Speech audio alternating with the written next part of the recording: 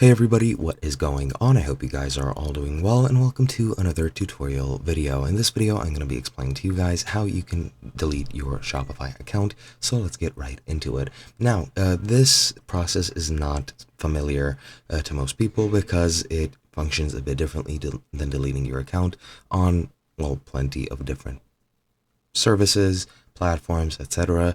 And the way that this one differs from others is that you need to just simply deactivate your store, and once you do that, your account will be deleted by itself. Now, in the case that you have several stores, you're going to need to deactivate and delete all of them, and once that is done, once all of them are deactivated, then your account will be deleted.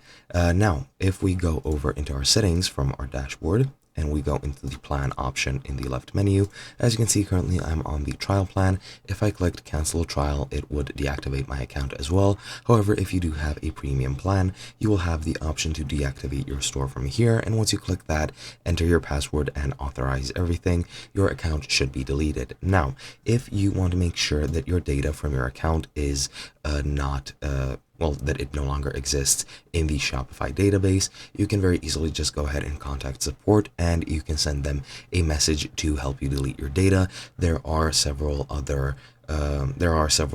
plans, or several, what's the word I'm looking for? Laws or regulations, that's the one, for your personal data, and for Europe, at least, it's the GDPR, or the General Data Protection Regulation, and I do know that there is a California Data Protection Act or something like that. Not sure about the rest of the world or the US, but you can contact them and ask them for assistance in deleting your data that is left over after you delete your account. And that is basically it. Hope you guys enjoyed, and I'll be seeing you guys in another video.